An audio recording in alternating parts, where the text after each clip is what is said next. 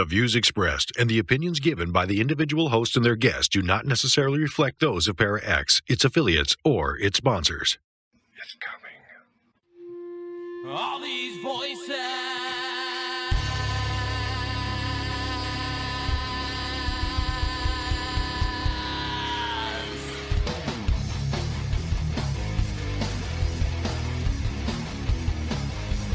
All these voices. They're not yours. You had no right to them when you were alive, and you have no right to them when you're dead. Did you say Hershey? That's what it sounded like. Good, so you know who I am. And then you know I'm not playing.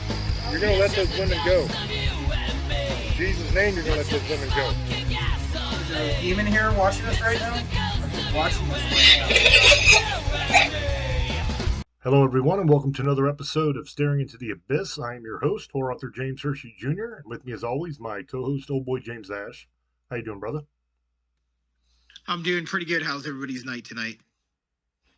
Tonight's episode is going to be very interesting. We've done shows in the past talking about reincarnation. We've done shows in the past talking about the multiverse and string theory and all that. Well, the theory we're going to talk about tonight is kind of an offshoot of the multiverse theory, and it's called quantum immortality, and it's very, very interesting. Now, first, get past the name, okay, the quantum part of the name, because it seems like anything having to do with astrophysics anymore is going to have quantum in the name. So kind of let that go. But here's what it is.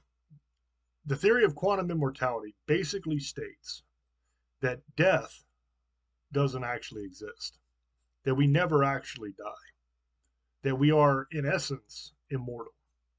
And it ties in with the multiverse theory, because the way it goes is we have all had close calls in our lives where we almost pulled out into traffic with an oncoming truck or something like that, and we saw it at the last second and stopped. Or we got in a bad accident and we should have died, but we didn't. Or we got some kind of disease or something like that, but for some reason the doctor was able to catch it early enough to stop it, that kind of thing, right? We've all had those kind of things in our lives where if things would have went just a little bit differently, we wouldn't be here talking to you right now. Well, this theory states that you never actually die, that all of those close calls were times that you did die in your universe, but you seamlessly transferred to another universe in the multiverse where you just missed dying. Okay, does that make sense? Am I explaining that properly? So something happens, you're about to die. When you die, you transfer to another universe. And in that universe, that same thing is taking place, except for you didn't die, you just barely escaped it. So you live on in the new universe, still alive. Now, in the universe you were in, of course, that you probably dies. So then your family mourns you and all that kind of stuff happens, right? But as far as you're concerned, you're still alive. Because it seems like nothing happened to you. You are perfectly fine. Whoo, close call, right? But you're alive and well. That's essentially what the theory states. It's a lot more complex than that, but that's kind of breaking it down to its smallest explanation, easiest explanation. And it's kind of an interesting little theory. But what I was thinking is, what happens at the end of your life? Right? They say death doesn't exist. They say you just switch to another universe. But we all get old. And there will come a day, whether it's in your 70s, your 80s, your 90s, or whatever, where you die. Now, the same could hold true. You could switch to another universe where you didn't die at that moment. You kept on living. But at some point, you're going to get to the age where you're just not going to continue. Because people don't live forever. Right? We're going to die, whether it's 80, 90, 100, 110, whatever. Eventually, you're going to get to that age where it's just not going to work anymore. So what I'm thinking is that where reincarnation kind of comes into play?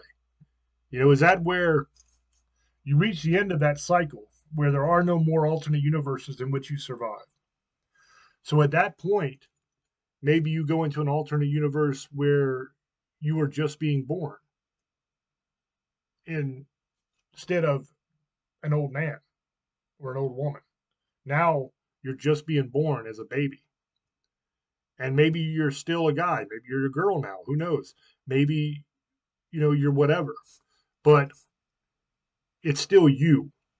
And maybe that would explain why people have the past life visions and stuff like that, where they say, you know, I remember this, like deja vu.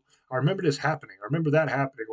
Or when you undergo the hypnosis, like the past life regression, where they say, yeah, I can remember being a farmer in medieval Europe or whatever like that. Maybe that is kind of an explanation for that, to why people have those memories, or why you have that feeling that you have been somewhere that you've never been, or you know things about places that you shouldn't know.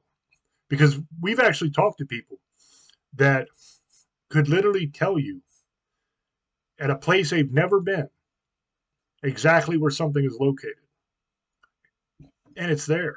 There was one case we talked about on the show of a child who talked about being murdered and then buried in a field.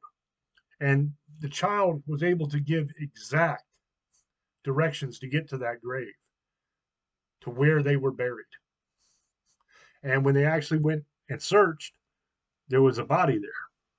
And the wounds on the body were what the child described happened to them. It was a very interesting case. And maybe that could be an explanation for it. Maybe that would tie in somehow to this theory. Maybe not. It's just me kind of thinking out loud. But it's an interesting theory, and it's cool and it's not cool in a way. Because yes, you keep going on, but everybody you love thinks you're gone. Everybody you love thinks you died. So they all mourn, and they're all heartbroken, and it's all terrible for them. And you may not care because you don't even realize it, because you're not there anymore. You're somewhere else, and as far as you know, you didn't die. You have no memory of the transfer, according to this theory. But one, it sucks for your family. I mean, that part of it I'm thinking about is that, like, my wife, my parents, my family would still mourn me like I died, even if I'm still going somewhere else. But also, it kind of sucks for you if you think about it, because that means all the people that you love aren't really the people that you love. Yes, they are that universe's version of those people. So, like, my wife would be that universe's version of my wife, but it's not actually the same woman. It's not the woman that I fell in love with. It's not the woman that I've spent my life with. It looks like her. It sounds like her. She has all the same memories, but it's almost like it's not her. It's a clone in a way, not an actual clone, but you understand what I'm getting at here. It's a strange thing to wrap your head around. It doesn't quite compute, if that makes sense to you. And for me, that's something that is the most unsettling part of this theory. I was discussing this theory with a couple of my friends, my scientist friends, and they were all jazzed about it, man. They were super excited. And they were talking about how awesome it was and how cool it was. And, oh, man, wouldn't that be great if this is the way it actually worked? And then, you never die. You just transfer over and all that. And then, of course, anytime you're talking with a scientist, we always have to remind you when we talk about that energy never dies. It just changes form. We have to get into physics. So you always hear that. And I hear that every time I have a conversation like this with some of my friends. They always say that line. And it's true. I mean, it's not like it's not true. I can't fault it. But it's just kind of funny. It's one of those things that they all say. Because you have a bunch of different friends, a bunch of different classifications of friends. You got your smart friends, you got your dumb friends, you got your fun friends, you got all kinds of different friends, right? And they all have little sayings that they always say. And I always think that's cool. You know what I mean? It goes beyond just technical jargon or scientific jargon. It's like one of their catchphrases. I know you all have those friends that always say it is what it is. And then you have those friends that hate hearing people say it is what it is. There's all those little things. Anyway, that's not the point. The point is they all thought that it was a super cool theory. They were super jazzed about it. And they were like, oh, this is so amazing, man. That means we live infinitely, we blah, blah, blah. But there was several questions, and some of them I brought up already. It's like, well, you can't live infinitely in your own life because your life is finite. It has an end. There's no way you're living to 300, 400. Well, some people live to 300, I guess, that are collecting Social Security. But for normal people, you're not living until 300 or 400 years old. You're going to die at some point. So it's finite. There has to be an end to that. So that kind of contradicts the theory of quantum immortality, because you're not actually immortal in that theory because there is an end to your life. Otherwise, you'd have people walking around here 1,000 years old, and that's just not the case. So with that being said, right away we have a flaw. And then you bring up the other points of what happens to you after that. If you continue past that point, you obviously can't be going into your own body anymore in another universe because there's no way you're living that long. There reaches a point of absurdity where it's just not going to happen. So what happens to you then? Do you, at that point, go to heaven or hell or whatever? Or do you, at that point, go into a new body and start the process all over again? And that's where the tie-in to reincarnation comes, which I think is an interesting idea. That's not part of the original theory, just so we can make that clear right now. That's my own thinking. That's not something that anybody else is saying about this theory, okay? It's not part of it. But it led that question to me that it has to be something because your life doesn't last forever. Now, in Christianity, I'm a Christian. In Christianity, when you die, it's not the end. Your soul is immortal. So your soul goes on for eternity. It's not a question of, am I going to live forever? You're absolutely going to live forever. It's a question of where? Location, right? It's a location issue. Do you want air conditioning or do you want heat? You know what I mean? That's kind of your choice. So even in Christianity, there's no end. You're eternal. So that's a correlation between this theory and religious beliefs. And another thing I want to bring up while we're talking about that is a lot of people will say, well, that can't be true because it's not in the Bible. If that was the case, the Bible would tell you that. Well, people need to understand what the Bible actually is. The Bible is not a complete record of every known fact in the universe. The Bible is not a complete record of the complete and unadulterated history of mankind. The Bible is essentially a love story between God and humanity, and more specifically, God and the Jewish people. It does throw us in, the Gentiles in as well, in the New Testament. But it's primarily dealing with God and the Jews, and then through Jesus Christ, God and everybody else. So it's not a complete record of everything that ever existed. People bring that up a lot when they talk about dinosaurs, when they talk about all kinds of things. Although there is an argument to be made about dinosaurs being in the Bible. They speak a lot about dragons and stuff like that. And I don't know about you, but that kind of matches. You know what I mean? That when you look at a dragon, what do you think that is? Of course, that's a dinosaur. That's exactly what that thing is. It looks the same as a dinosaur would look. But anyway, also not the point. But what I'm saying here, what I'm getting at, is the Bible's not a complete record of all known fact. So just because something isn't in the Bible doesn't mean that it can't be true. You know, the Bible doesn't talk about a lot of things. It doesn't make them untrue. You know, now if something directly contradicts what the Bible says, that's a whole different story.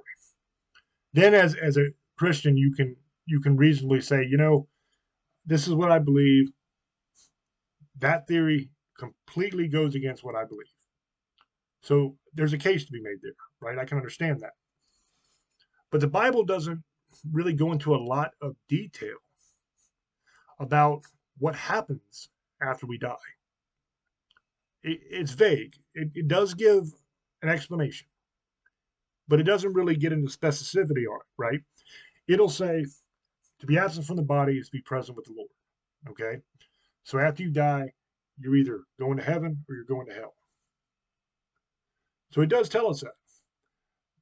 But it doesn't specify whether it's immediately or after a while or what the time frame is. Now, there's an argument to be made that absent from the body, present with the Lord would mean, yes, when you die, you're going, period. But it doesn't actually nail that down. Okay, now I'm not saying this theory is true. I've already pointed out a couple flaws in it. Okay? So don't get me wrong, I'm not saying this is the truth or anything like that. I'm just saying you can't discount things just because they aren't mentioned in the Bible. When, as I pointed out, there's a lot of things that aren't mentioned in the Bible that we know are true. Okay? So with that being said, a couple of the things that I pointed out tonight are unsettling as far as this theory goes. The main thing for me is your loved ones. You know, that bothers me. Also, I wonder if reincarnation ties into this. How many times? Or is it limitless? Because if it's actual quantum immortality, right? If it's really immortality, which means you're just going to keep living over and over and over again, then it's got to be almost limitless, or at least until the point to where Jesus comes back and we have the millennial kingdom and the new earth and all that kind of stuff, right? Obviously, at that point, you're not going to be doing that anymore. But if this is a thing, if it's actually true, then you've got to have enough rollovers to get there. So then that also brings up another interesting question.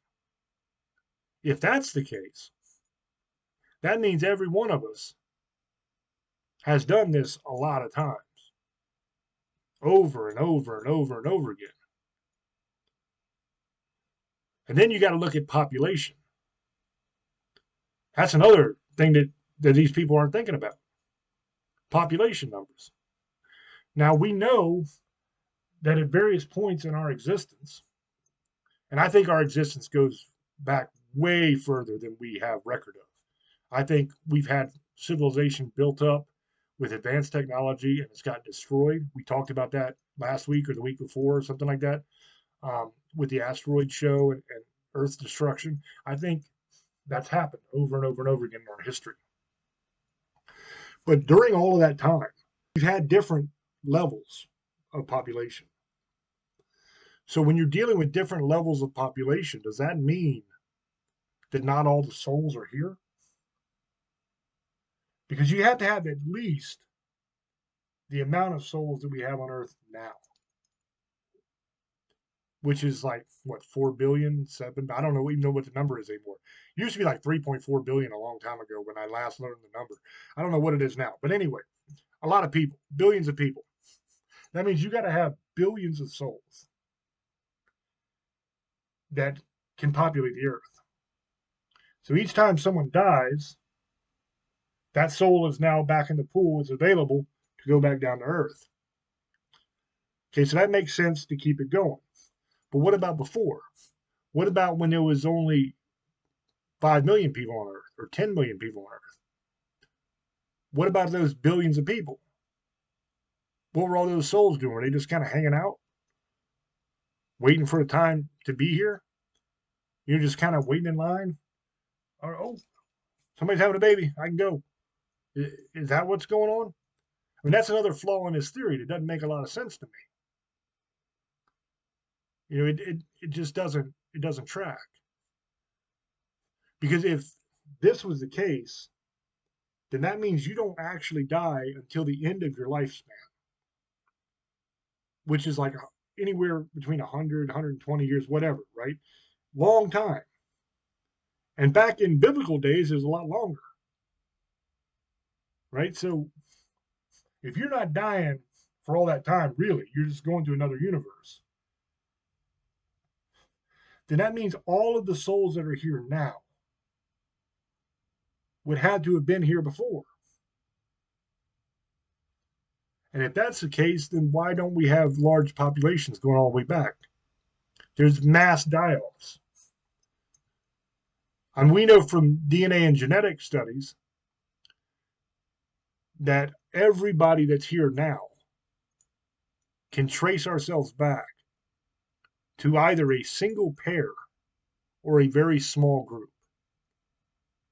Okay, that's hard science. So that means at one time on this planet, there was only a couple of us. So then you literally have billions and billions and billions of souls just sitting in reserve waiting for babies to be born. And then trickling down one or two at a time. That's crazy to me. That doesn't make any sense.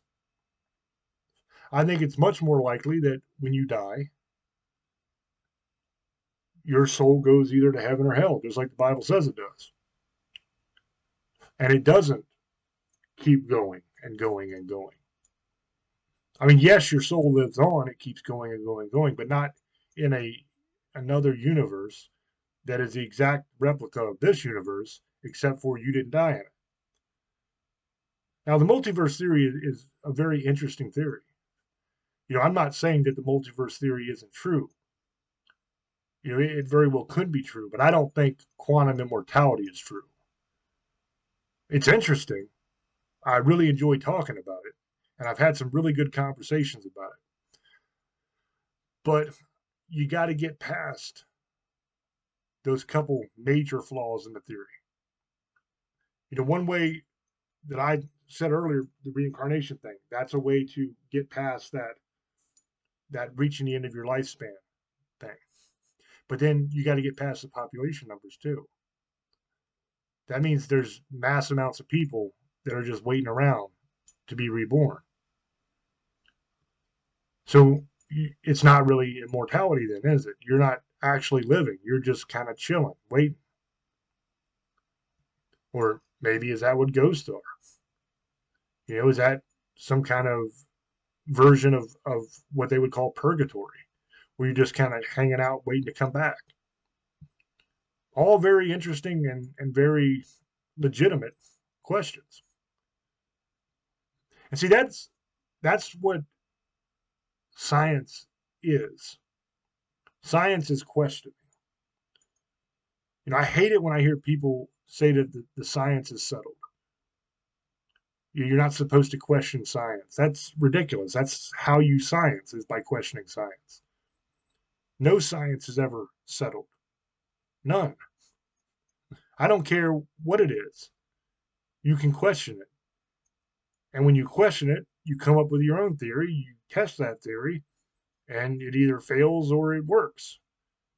That's the scientific method. That's exactly what you're supposed to do. You know, so there's no crime in looking at these things and asking questions and saying, oh, that's interesting. And then what you ought to always try to do is pick it apart, shoot it down, question it, find holes, poke holes. Because if you can poke holes in something and prove that it's not true, that's valuable. Because then you can discard it. You can say, okay, I've proven now this is BS, so I don't have to waste any more time on it. Always question everything. Don't ever be afraid to question. And I would even say that to religious people. As I said, I am a Christian. I'm also a scientist. I question things. I came to my faith not just through faith. I came to my faith through questioning and putting it to the test, trying to disprove it. But there's just overwhelming evidence. So that's how you do it. You should do that with every single thing in your life. There shouldn't be anything in your life that you don't question and you don't test and you don't probe and decide whether or not it's valuable or not. That's the biggest misconception that I always hear from people is that like with religions, no matter what religion it is, you have to have faith. And some people think that having faith means not ever questioning, not ever doubting. That's not the case at all. You got to know that what you believe is true. And if you can't track that down and support what you believe with evidence, then you're foolish. Only a fool believes something they have absolutely no proof of. Only a fool believes something that they have no way to reconcile in their own mind, that they can't prove. And you don't want to be a fool. So question everything. But that's where I stand on the quantum immortality theory. As I said, I think it's interesting as hell. The multiverse is very, very cool. We've done multiple shows on it. I really enjoy talking about it. I enjoy thinking about it. And it's kind of a mind bender, and it's one of those things that a lot of religious people will get upset about because they'll say, hey man, that's not in the Bible. That's anti-God. The Bible doesn't say there isn't a multiverse. You know what I mean? So it just said God created everything. God created the heavens and the earth. So he very well could have created all of it, just like the Bible says. It doesn't limit his creation. It's not impossible for God to create an infinite number of universes if that's what he chose to do. So why would you think that just because it doesn't say it means that it's 100% absolutely not true? Now, unfortunately, it's one of those things that is going to be very difficult to actually prove one way or the other. I mean, like I said, it's a very cool theory, and I really enjoy it. But as far as actually proving it, I don't see any way you really can. At least not yet. Now, we could be getting there because I don't know if you guys saw the news, but Microsoft just announced that they have created a quantum computing chip. Now, we've talked about quantum computing on this show many times. We've done a couple shows years ago on it where I kind of explained what it was and how it would work and all that kind of stuff. And once again, I've been kind of proven right on things because they've done it. They've created this thing, and it's amazing. And they even put out a tweet afterwards, which was mind-blowing. They said that, and this is paraphrasing. I don't have the tweet in front of me, so I can't quote it exactly. But the guy essentially said that for all of human existence, we've understood that there were three states of matter, right? You got liquid, solid, gas. Those are the three states of matter. But today we've discovered that there is a fourth, which is kind of amazing. He called it like topographic or topography or something like that. It's a very complicated, strange thing. Essentially, it's something that keeps its original form but can mold into any other form or shape, if that makes sense. Like imagine you got like a necklace, right? How you can take this and you can twist it into whatever kind of shapes you want, but when you let it go, it goes right back to what it was. Basically, that's in a nutshell, kind of explains it in the very smallest possible way you could. It's nowhere near a complete or correct way of explaining it, but you can kind of wrap your head around that a little bit. But essentially what they've done is they've figured out this molecule that they always speculate. They've speculated like always from like the 1920s that this thing actually existed. but they never been able to find it, never been able to prove it. And so they found it. And not only did they find it, they found a way to capture it and harness it. So essentially what they've done is they found this molecule. They can take it now and put it onto a chip. And they've done this with like thousands of them. What they're going to say is that eventually they're going to get to the point pretty soon, actually, not eventually, where they're going to put millions of these molecules on that chip. And what that does is changes the computing power of that chip. So the way computers work now is through linear computing. Okay. Now, when I say linear, what do you think of? You think of a line, right? And that's essentially what we're talking here. Say you want to do a simple problem, like 1 plus 1 equals 2, right? But you don't know what the answer is, so you say 1 plus what equals 2. Basic algebra. So what a computer now will do is it'll run every possibility until it gets to the right one. So it'll say 1 plus 0 equals 2. Incorrect. 1 plus 1 equals 2. Correct, right? But let's say it's 1 plus what equals 10, right? So then it's going to go do the same thing. 1 plus 0 equals 10. Incorrect. 1 plus 1 equals 10. Incorrect. 1 plus 3 equals 10, etc. All the way until it gets to 1 plus 9 equals 10. Correct. Right? It's got to go all those computations before it gets to the right one. That's linear. That's in a line. Okay? What this thing's going to do, what quantum computing will do, is it changes from linear to 3D. So it stacks. So not only are you running 1 plus 0 equals 10 incorrect, but in the time it does that, a normal linear computer can do that one computation on its path to get to the right answer. The quantum computer will run every possible combination all at once. So 1 plus infinity equals 10, all at the same time. So it does 1 plus 0, 1 plus 1, 1 plus 2, 1 plus 3, all the way to infinity. All of those computations stacked on top of each other that take place in the exact same millisecond, instead of a millisecond, a millisecond, a millisecond, a millisecond, till you get to the right answer.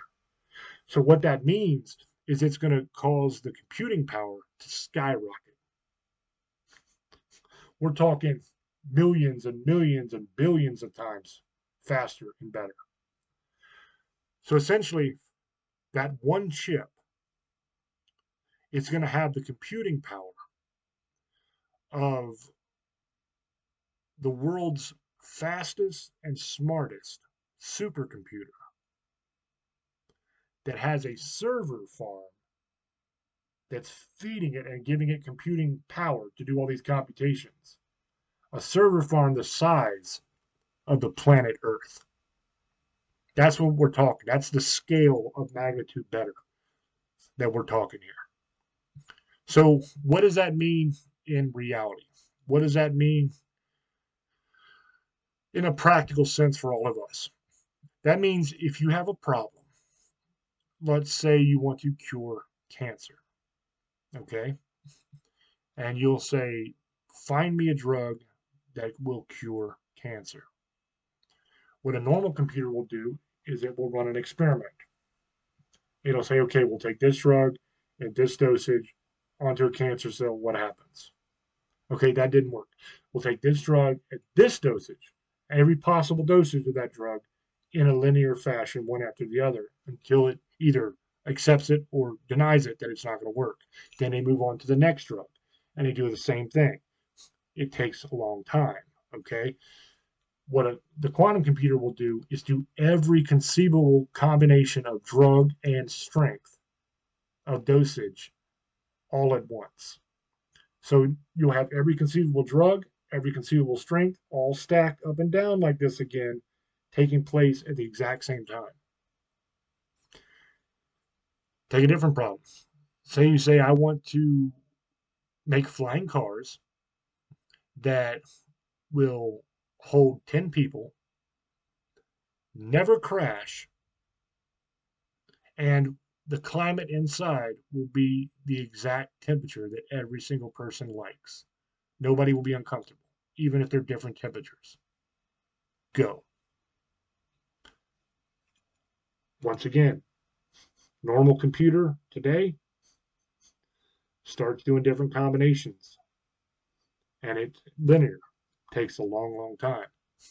Quantum computer not only will figure out exactly what materials you need to use, what kind of fuel you need to use, how big the car should be, what should propel the car, how to do the climate control, all of that stuff on top of each other at the same time. But in a couple minutes, will spit out blueprints that will show you exactly how to build it and a list of rules and regulations that you should employ in order to make it safe, and changes to the roadway, which would be the air, by whatever lanes these things are flying in, different technologies and changes that we can develop in order to control where it's going, how to make it go where it's supposed to go, how it reacts with GPS, everything you could ever think of, and a lot of things you never would have thought of, all at once. That's what we're talking about. It's going to change everything. It's going to change the entire world. So, what I'm getting at with that, I kind of went into a long winded explanation that probably wasn't necessary, but at least you learned something.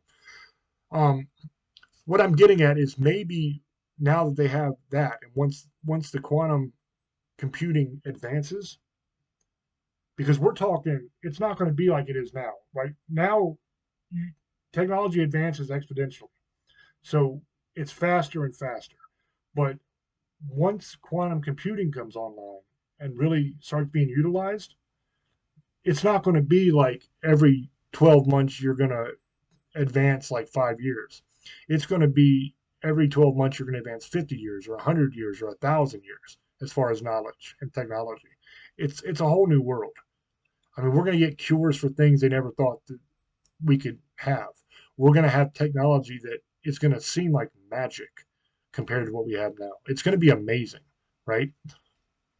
So maybe once that gets online and is working to its full potential, maybe then it will kind of dig into this multiverse theory and prove it or disprove it. It'll be able to figure out whether it's actually true or isn't.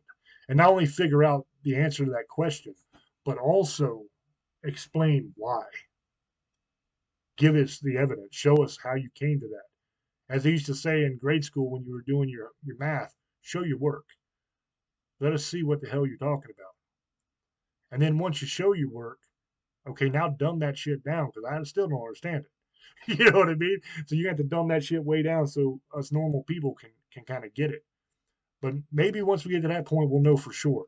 But I don't think that quantum immortality is true. I think there's too many holes in it. But I do think it's a damn cool theory. And I think it would make a damn cool story or a damn cool movie. I would definitely watch it. You know what I mean? Because it sounds awesome. But I may be wrong. I have been before. So we'll see. With that being said, I'm going to throw over to Old Boy and see what he has to say about it and what he thinks. Go ahead, brother. Thank you, brother. And good evening, everyone. Yeah, see, he was in this one. He was about 40 minutes in. That's why I jumped on here. 44 minutes in, guys. Like I said, it's going to be very short for me, but this is something we've talked about, and I believe. I don't believe it like Marvel does it, but I believe we could have multiple universes. He's right. You can't prove it or disprove it yet. So right now it's 50-50. That's where I'm going to go on this right off the bat. I believe it more, like maybe 60-40, but I would take somebody 50-50. But there's no way of proving it or disproving it. But there's no way of proving it yet. He's right. But there's no way of disproving it either. It's just a theory. Think about it. Maybe,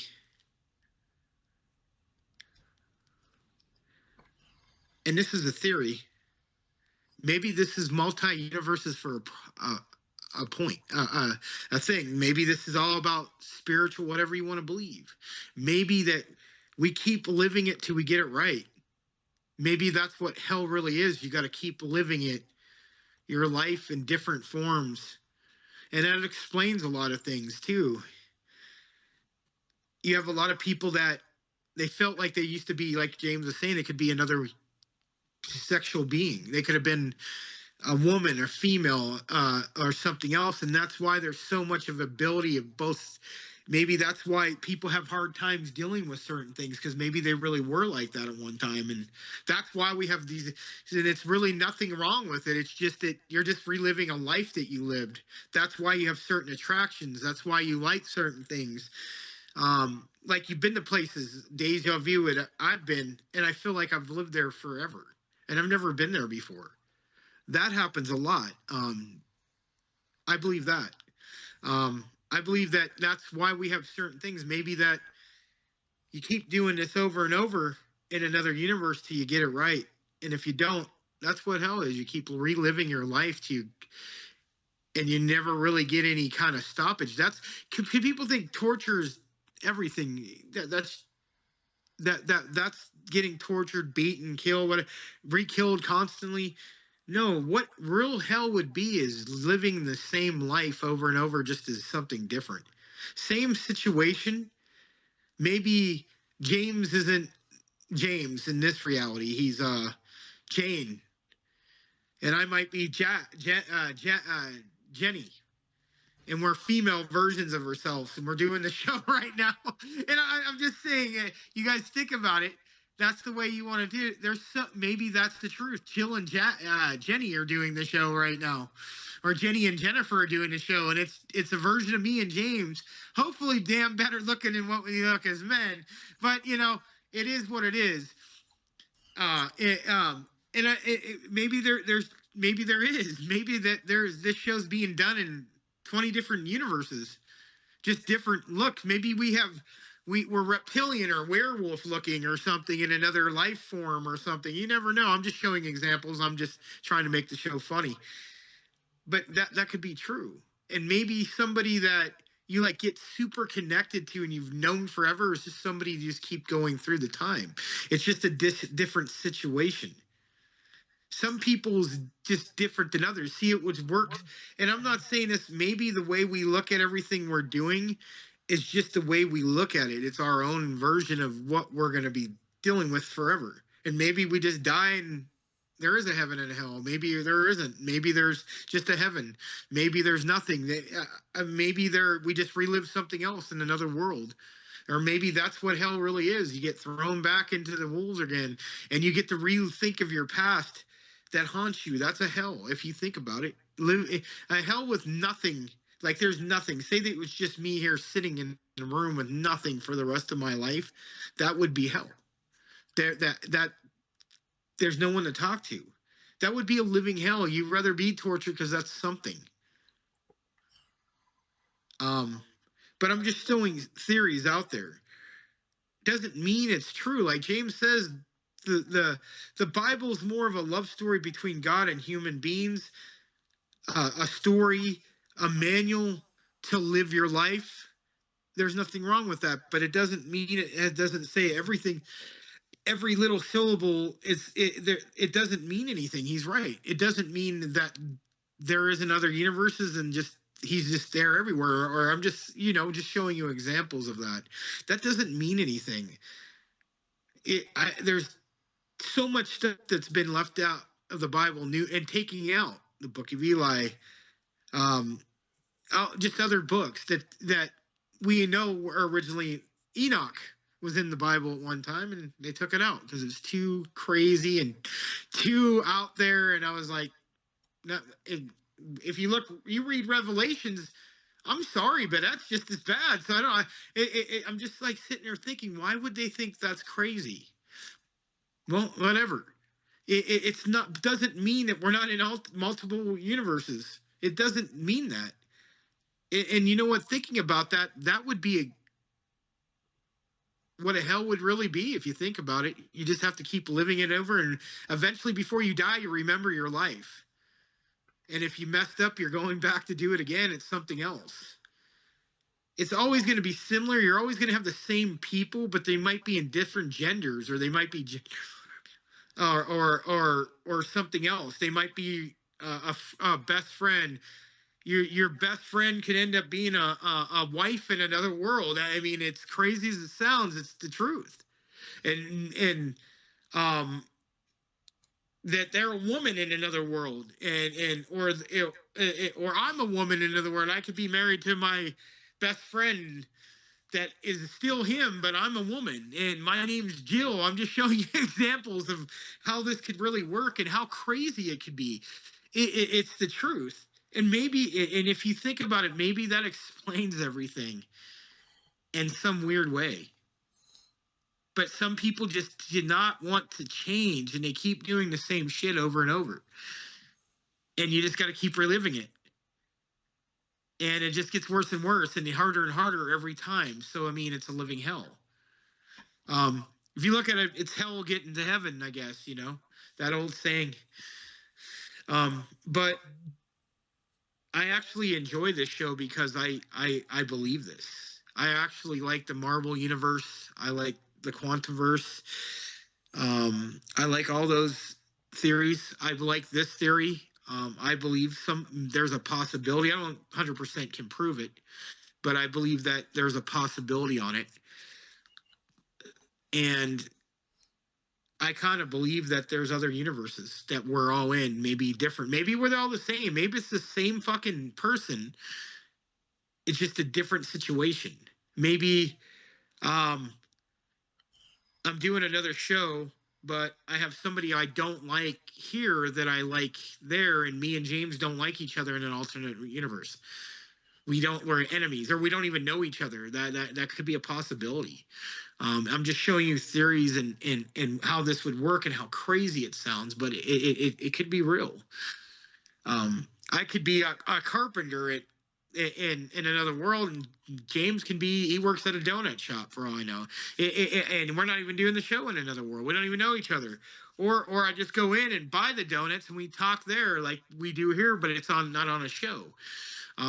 James could be a real estate owner, and I could have went to go buy the house, and we just started talking, and we became friends in that universe. That's just how, and we're just exactly the same, maybe skinnier, bigger, younger, but it's just the same world over and over again. Now that would be a hell if you just relive your life over and over and you can't change it. You just got to relive the same pain. That's a good one right there. You just keep reliving the same life and the same issues that you had before, and the same pain over and over again. Every life. The same thing, like Groundhog Day, like Bill Murray. If you think about it, that's similar. Just imagine living this life over again with nothing ever changing. The same victories, the same losses, the same thing you're doing now. Now, I'm throwing another theory in here because this is a little different. What if we just continuously live the same life over again, like Groundhog Day, and it never ends. It just keeps going and going and going and going. That's a theory that I was going to ask, and after I'm done, you can answer me that question.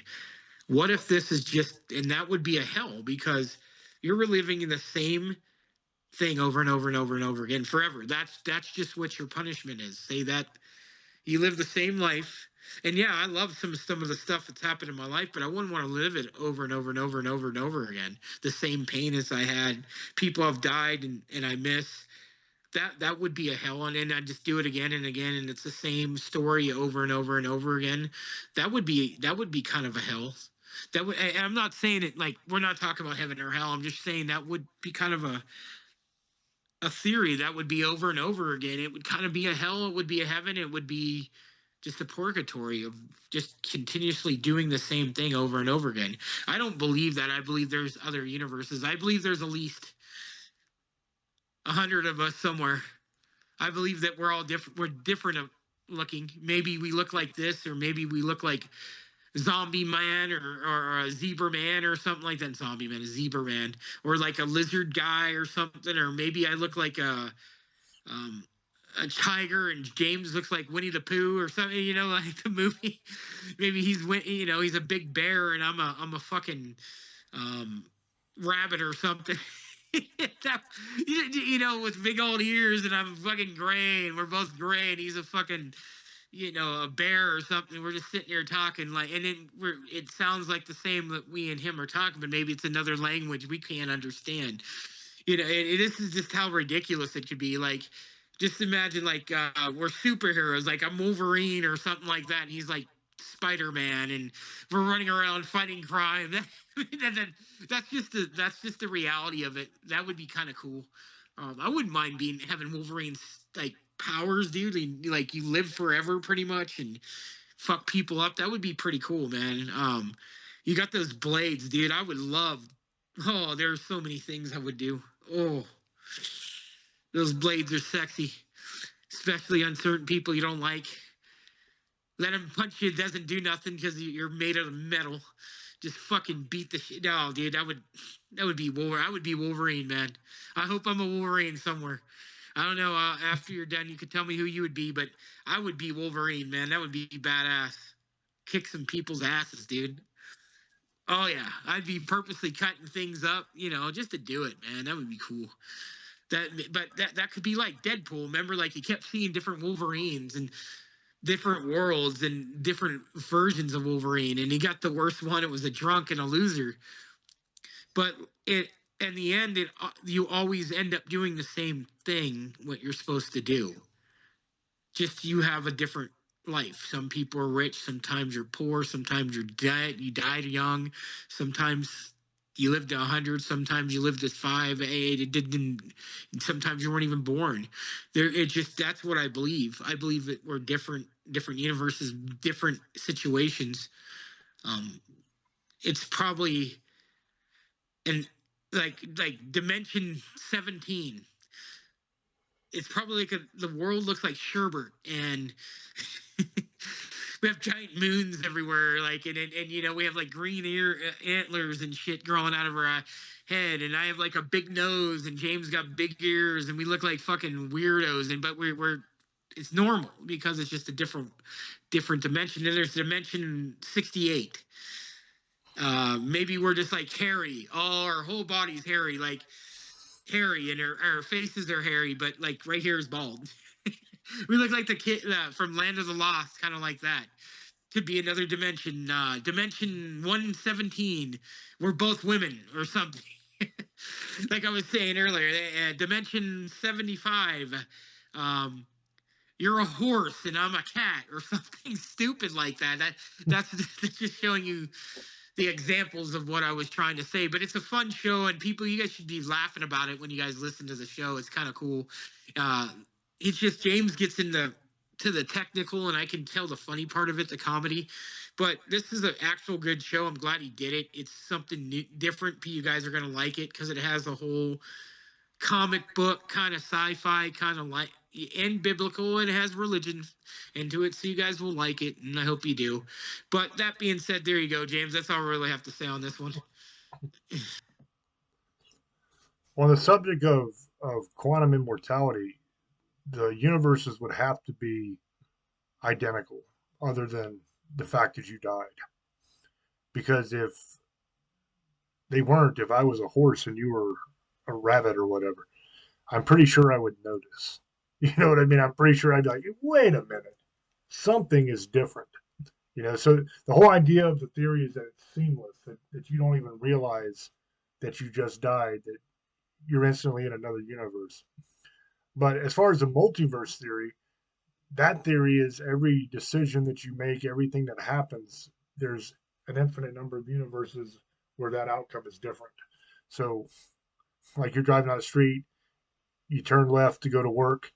There's a universe where you went straight. There's a universe where you went right. There's a universe where you went left but didn't go to work, et cetera, et cetera, et cetera.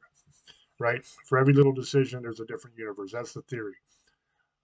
So in that case, in just the broader multiverse theory, you could have all kinds of weird stuff, because it would get stranger and stranger in an infinite number of universes. You never could tell. As far as a comic book thing, I've always loved Superman. That was always my favorite. I always loved the idea of somebody who is basically invincible that uses that power not to enrich himself, not to get revenge, not to bully people or to hurt people, but to protect humanity and stand up for truth and justice in the American way, like what's right. That's always clicked with me. So I mean, if I could pick one to be, that's probably who I would be. It'd be Superman. Because that's how I would use any kind of superpowers I have would be to help people. That's kind of what we do anyway. Without superpowers, is we go in, we work cases, and we help families, and we do those things. So that's probably who I would be. Yes, Wolverine is badass though. I love Wolverine. I like Deadpool better though, because Deadpool's kind of a smartass, and I like that. He's funny as hell. I like to watch that. And that new movie was actually surprisingly good. But like I said, multiverse theory, who knows? Could be true, could not be true. Quantum immortality, I doubt very seriously that's true. I have a different opinion on the two. Multiverse, I don't know. And that's just the truth. I don't know. But I could see that it could be true. That makes a lot more sense than quantum immortality. And you ever notice, talking about reincarnation, you ever notice that every time you hear one of these stories about reincarnation, it's always another person, right? It's always, I was a boy, or I was a guy in Middle Ages, or I was a woman in the Roman Empire, whatever, right? But you're always still a person. You never hear somebody say, in my past life, I was a slug and some asshole poured salt on me, right? You never hear that. So does that mean that either A, we don't remember if we're animals, or that we're always humans when we're reincarnated? Because you can't kind of cross over. You know what I mean? So then if that's true, what does that tell you about animals? That they're different than we are. They're not the same. That we are above them. We are on a completely different level than animals, which tracks. That's what the Bible says. We were put on earth to be the caretaker for nature and for animals, to look after them, until, y'all know what happened. Do I have to say what happened? I'm going to say what happened. I'm going to get in trouble for saying what happened, but I'm going to say what happened. Here's what happened. What always happens? A damn woman didn't listen and did what she was told not to do and screwed it up for everybody. That's what happened. She had to eat the apple. God plainly told her, you can do whatever you want. You can have anything in this whole garden, all this amazing food. Look, there's a tree that grows Snickers bars, man. You can have a tree of Snickers bars. Enjoy it. I love you. You can have all this stuff. Except for that. Don't eat that apple over there, because that apple is bad. It'll kill you. And what's the first thing she does when God ain't looking? What they always do. You don't tell me I can't eat no apple. I'll eat that some bitch if I want to. Go right over. Honk. She realized she screwed up. Uh-oh, I'm in trouble now. Honey, here, eat this. Try this. And of course, men are stupid. We'll do any damn thing a woman says, especially if she's naked. Remember, she was naked in the garden, okay? Your woman's naked. She tells you to eat something, you're going to fucking eat it. I don't care if you don't even like it. Like, I hate Brussels sprouts. Brussels sprouts are like evil in a plant. They're horrible. I hate them fucking things. They're the worst thing I've ever put in my mouth. They're disgusting. I would rather eat dog shit than eat a fucking Brussels sprout. That's how bad Brussels sprouts are, right? I would totally eat Brussels sprouts if my wife walked up naked and said, honey, here's a Brussels sprout. I want you to eat this. I'd be like, fuck yeah, I'm eating that Brussels sprout. Give me that thing. Give me some salt for that bastard. You know what I mean? Men will do anything a woman tells them if they're naked. So it's no surprise that Eve handed him that forbidden fruit. I keep saying apple because that's what everybody says. Probably wasn't an apple because apples didn't even grow there. It was most likely a fig or something like that. But she handed him a fruit and said, hey, man, eat this. Now, did Adam say, what is this? Let me make sure I know what this is before I eat it, because I ain't supposed to eat that fruit over there. So as long as it's from one of these other trees, I can eat it. But if it's from that one, I better not eat it. No, he didn't do that. Why? Because Eve was naked and he was his woman, and he said, "Eat this," and he trusted his woman, and he ate it, and screwed up all of humanity. So that's what happened. I don't remember what my point was. I think I've gone beyond the edge of where I was supposed to go anyway. I'm probably in trouble now. When my wife watches this, she's gonna be like, she's gonna give me all kinds of jazz, man. She's gonna be all pissed off. It's gonna be beautiful. But anyway, I love you guys. I appreciate you guys. I hope you enjoyed the show. That's the main thing. I got to throw over to Old Boy so that he can give his shout outs because last week I completely fucking forgot that. I'm getting old, guys. I tell you that, and you think I'm joking around and being silly. I'm not. I'm getting old, and I don't remember things sometimes. So I'm going to throw over to Old Boy so he can give his shout outs, and then I will be back to wrap up. Go ahead, brother. Yes, that's why I was doing this, because I know last week we forgot it. Yeah, thank you everyone on ParaX for following us every Sunday nights at 12 a.m. Eastern, 9 Pacific. The Best of Show Tuesday nights, 8 p.m. Eastern, 5 Pacific. Check us out on Spotify. Follow us on YouTube. Just subscribe to James Hershey's YouTube page. This is a bald guy with a bald head. Very easy, not the singer. They have the same name. That's why I'm telling you guys. Remember, when you're looking at us on Spotify, so is We're Screwed. They're both on the same page of Staring in the Abyss. We just didn't want to do two different separate ones. So we kept both shows on there. If you guys wanted to know that, go to teespring.com to get our shirts, merchandises, the no face shirt, the Dragon versus Tiger shirts on there. Guys want anything, let us know. Hats, beanies, we can do it. Or we can buy it, we sign it. But we don't really make a lot of money on it, so don't worry about it, guys. We're not making millions. We only charge so much. So if you guys want something, let us know. I hope you guys are having a good year. It's almost the end of February. It's almost going to be spring. It's going fast. The year's already going quick, man. It's quicker than I thought. A lot of things are coming good our way. My new book is out, Evil Without a Face. You can get it on good old Amazon Prime right now on Kindle. The books are going to be out signed. I've been messing with them. Finally figured out how to do the cover and got it to do it. So it should be out soon. The paperback. But that being said, I hope everybody has a good night. Misfits, Your Ladies, Monster Lovers, Demon Hunters. I fucking love you and have a good night. Good night. One thing I want to do, and I'll throw this out to everybody listening. I want to do a show or maybe a series of shows with your stories. Like we tell a lot of scary stories on Staring. We've done shows on all kinds of cool legends like Spring Hill Jack and the Pukwudgie and the Bean Clan, all that kind of stuff, right? We've done all kinds of those things. We've done stories on like different hauntings and all the stuff behind it. But what I'd like to do is either a show or maybe a series of shows, depending on how many people actually send something in, with your stories, your paranormal stories. So if you lived in a house at one point that was haunted and some cool shit happened, hit us up and let us know about it.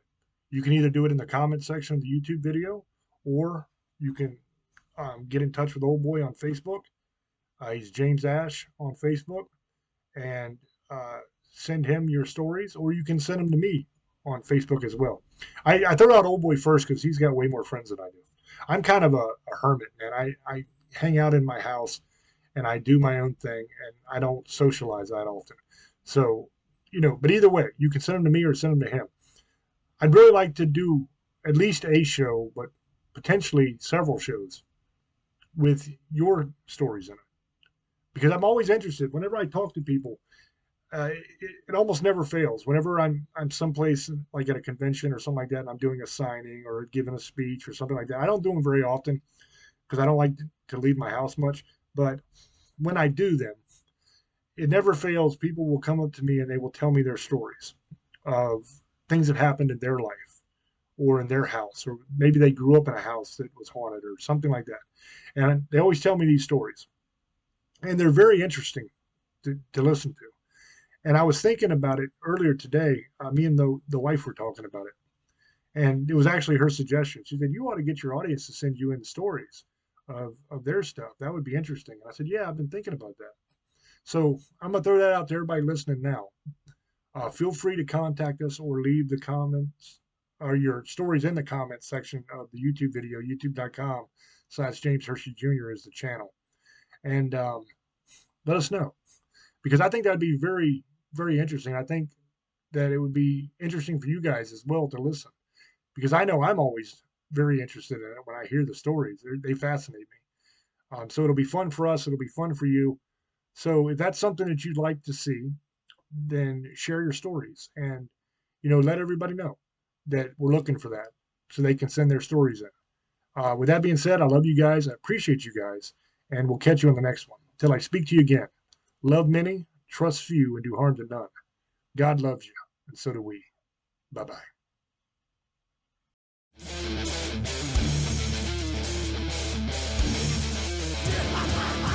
In order for the light to shine so brightly, the darkness must be present. Tune in every Monday at 10 o'clock for Dark Sun Rising on the ParaX Radio Network.